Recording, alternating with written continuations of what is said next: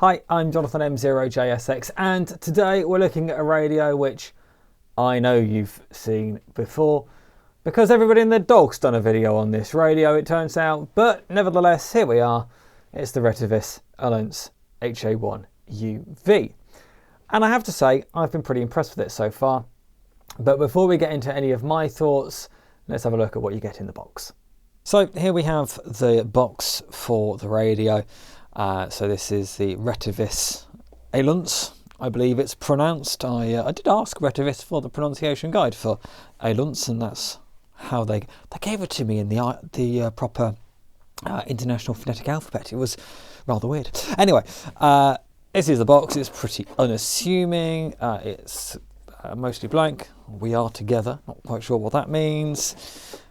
Battery warning and where this is designed to be used. Good to see that the UK is on here. And then on the back, model Ailunce HA1UV. This one doing 144 to 146 megahertz, 430 to 440 megahertz. Obviously designed for Europe. I assume that different markets will have a different frequency split. What I don't know actually is whether this can be changed, whether there's any kind of trickery that can go on to change that frequency allocation. I don't know, maybe that's something we'll look at in the future. Let's open up the box, and I've had a quick peek inside, but I've not actually got anything out of the box yet. So we are presented on top with a manual, which looks very good. Retevis did send me in advance a copy of the manual, so I've had a quick look at this already, a PDF version, and I have to say, very well written, although lots of different languages. In terms of English, that stops somewhere around here, about there. So that's the English. Even so, that's pretty meaty, and yeah, I know the English in it is actually pretty good. There are a couple of typos that I spotted in the PDF version, but to be honest with you, easily got around and easily understood. So I'm just going to pop that off to the side. Retevis have supplied to me a programming cable. I'm not sure whether if you were to just buy the radio, whether they would include a program cable. I suspect not. So probably worth picking one up. And it's, again, we saw this on the other Retevis handheld, the C1, I think it was, that it's this sort of flat style connector. Very similar to Motorola with some of their handhelds, but it's nice. It's adding to the waterproofness of the radio because this is a fully waterproof radio. Before we get to the radio itself, let's look at what else is in the box. You've got a desktop charger. I'm never a particular fan of these. I don't tend to use them, but USB-C on the back. No sort of plug-in-the-wall charger included. You have to supply your own, but it is just standard. 5 volts at 1 amp, and then it's putting 8.4 volts into the battery. Again, that's nice to see. Looks different in terms of the pin layout to the C1, which we've looked at on the channel before, and then a USB A to C cable, again with this green. Retevis seems to like this green USB cable. Not quite sure what it's supposed to signify. Before we get the radio out, belt clip. And finally, the radio itself. Oh, nice little hand strap on it. I do like a little lanyard or a hand strap. I don't know why, I just do. And the radio itself. Now, this is my first time holding the radio, and I have to say, it has quite a nice weight to the hand. It's also got a USB-C socket on the back of the battery, so it's nice to know that you can just plug a USB-C cable straight in there. Also nice, I can see the fixing screws for the belt clip, which means that the belt clip fixes to the radio, not the battery. That's a little bit of a pet peeve of mine when the clip fits onto the battery. So if you replace the battery, you've got to have a clip for every single battery that you've got. In this, I mean, I've only got one battery for this radio anyway, but if I did have multiple, by removing and replacing the battery, I'm not having to do anything with the belt clip, which is nice. I'm going to try and take the battery off. Oh, it just slides down, and we can see the battery is the Ailunce BL02. It's a 7.4 volts at 2800 milliamp hours, or 23.68 watt hours. That seems to be pretty substantial. Again, nice weights to it. And again, just once again, 144 to 146 megahertz, 430 to 440 megahertz. I'm going to slide that back up if I can get it back on. Solid click there. And I'm just going to take this antenna. It's quite a short antenna, if I'm honest. That's interesting. Can I take that off? Oh yeah, I can. And I just want to see what the connector is. Okay, interesting. So it is SMA, what I would consider to be the correct way round. It's the SMA female on the radio, which is the same sort of gender, if you want, as we see on some of the higher end radios from Yaesu and ICOM and Kenwood, whereas I think this is probably the first Chinese radio since some of the Wuxins that I've used that has the SMA that way round. It's nice because it means that I could use things like the signal stick, which I often use with my ICOM ID 52 or my Yaesu FT5 with this radio without having to worry about some kind of adapter. I am slightly concerned about the fairly short supplied antenna. I'm not entirely sure that would work very well. Maybe I'm wrong though. Maybe that works absolutely fine, and it does feel nice when it's going on. And I'm just going to quickly turn the radio on. This is my first time looking at the radio. Okay, so at the screen that looks pretty nice. One thing that I am noticing is that in terms of being able to view it off axis, it's actually pretty good. It tends to get a little bit washed out if you turn the radio towards the right, but otherwise it looks pretty clear to me. I mean, I'm looking at it off axis while I'm pointing it at the camera, and I can clearly see. Menu system, that looks pretty standard. So yeah, that's interesting. I'm going to have a play with it now because that's what I've got to do. But yeah, first impressions, I have to say, nice weight. It feels good. That PTT button is nice and clicky. Oh, no code. I think that must mean it's not got CTCSS loaded up. And yeah, nice clicky nature to everything. I'm going to have a play and I'll report back. So I've been playing with the HA1UV now for a couple of hours, and here are some of my initial thoughts. Firstly, it feels excellent in the hand. I did a side-by-side comparison in terms of size to a few of the other handhelds that I've got, and in terms of its height, it's pretty close to that of the ICOM ID 52, which is the same as the 52 Plus. So quite a chunky radio, to be honest, and quite thick as well, but it feels like a brick, but not in a bad way. It does feel really well made. It certainly feels more substantial in the hand than something like TID Radio TD-H3, for example. Not saying that the H3 is a bad radio at all, but it's certainly a lot bigger and a lot nicer to hold. The PTT button has got a really discernible click to it. I'm quite fussy when it comes to PTT buttons. I like there to be a nice click to it, and that goes for all of the other buttons as well. It's clear that you're actually pressing something, which is nice. I like that. Let's get into the meat and bones of it then. How does it sound? Well, I'll let you hear it for itself. In order to record these clips, I had my All-Star node going, connected to a couple of different reflectors. I had a microphone, just this one that I'm wearing right now, just placed somewhere near the front of the radio, just so it could get a bit of a better audio recording. But that's pretty much it. There will be a little bit of audio processing, which I do to all of my videos when I export it and when I edit it. But basically that's just going to make the level the same as what I'm talking at now. So in terms of I'm not doing any extra EQ on this on the audio you're going to hear, it's going to be pretty standard. So let's just have a listen to that now. I'll let you go. You have a good one down there in Kentucky, and we'll say 7-3. Just heard you out there and thought I'd say good morning. You have a good morning, and we'll talk at you later, Bill. Talk to you next time.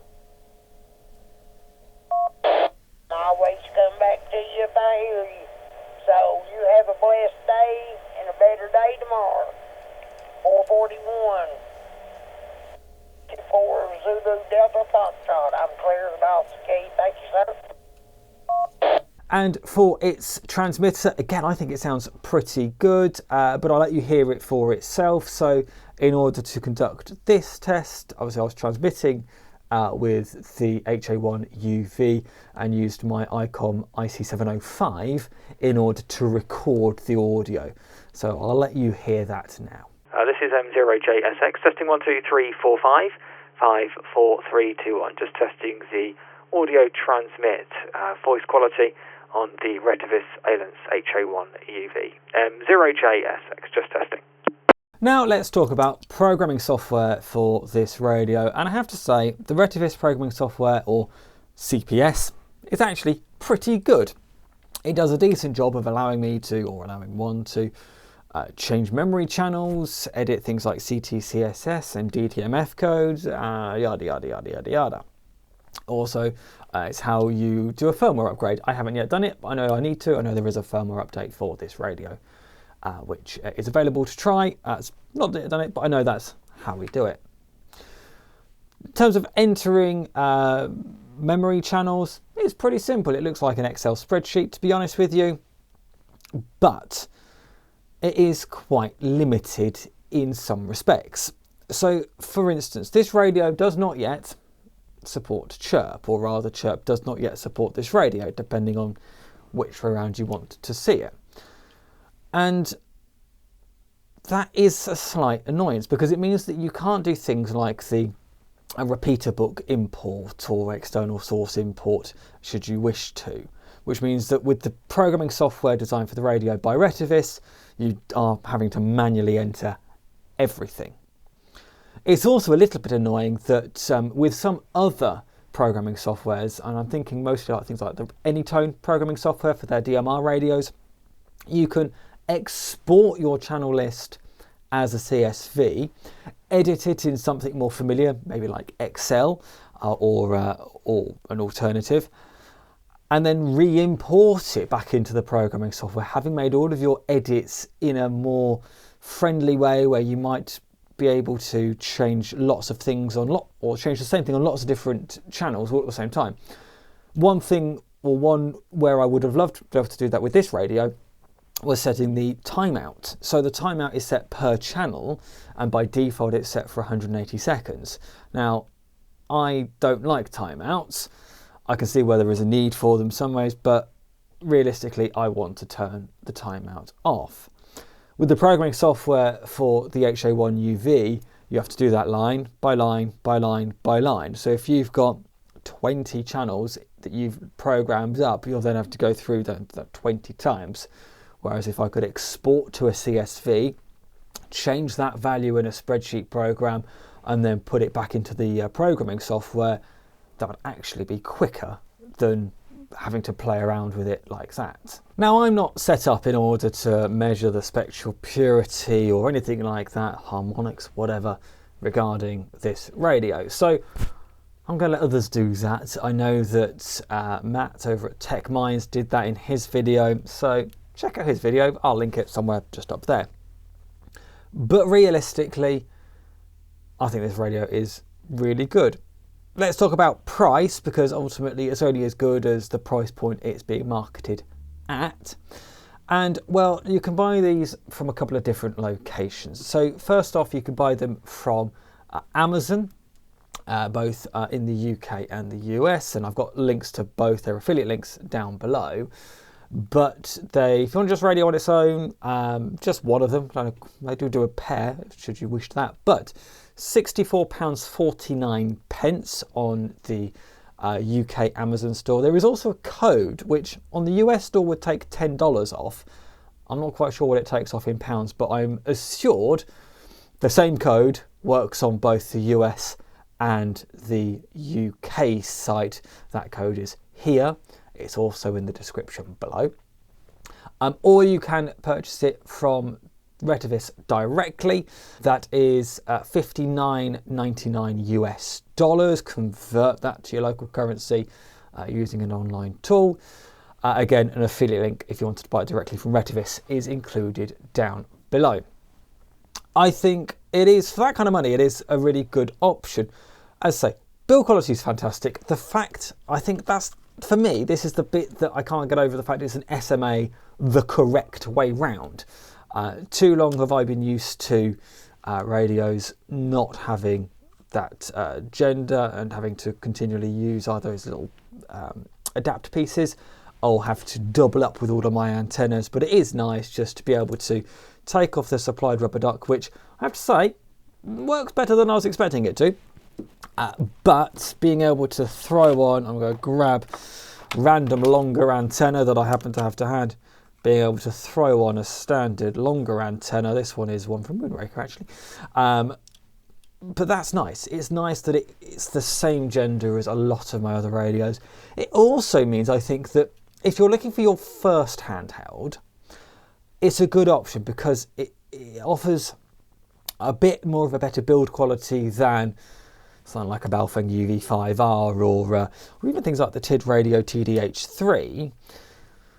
But if you buy some accessories like a longer antenna or like an SMA patch lead or something like that, and then you maybe go for a Yaesu or an ICOM or Kenwood in the future, well, you're not having to buy those accessories again with a different connector because it's the same connector. So I think that is a really valid point that it should be not overlooked. Retevis claim that it is submersible. They say it's waterproof. I've not tested that. They claim it is IP67 waterproof, which means that it can be submersed in 1 meter deep water for up to 30 minutes and can be used normally in harsh environments such as strong wind and heavy rain. Not sure the microphone would put up with strong wind too much, but to be honest, it's nice to know that if you did want to go outside, potentially in sort of inclement weather, that you could use the radio without fear of it causing any damage. And ultimately, being the sub £70 is a lot cheaper than my ICOM ID52, for instance, which means that if I was to drop it, break it, I mean, I'm pretty sure that actually a drop it would survive, but if it did break, I'm breaking a radio that is far cheaper to replace than probably one of my higher end radios. Is it going to be as good as an ID52 or an FT5 or a THD75? No, but it's not trying to be either. My thanks to Retevis for sending this radio to me for review. I think we'll do possibly a follow-up video in a few weeks' time, looking at the programming software and looking at any improvements in firmware. If it seems warranted, that's what I'll do. But otherwise, let me know in the comments down below. Are you looking forward to getting one of these? Are you looking to get one of these? Does this fit a gap in your radio collection? Would be really interested to know. If you've liked this video, there's a button specifically for that. If you haven't, there's another button that seems to work just fine too. And if you haven't already done so, please do click on that subscribe button. Also click that notification bell and you'll be told when I upload a new video. There's another video coming up over here that the algorithm thinks that you might like next. Until next time, 73. Bye-bye.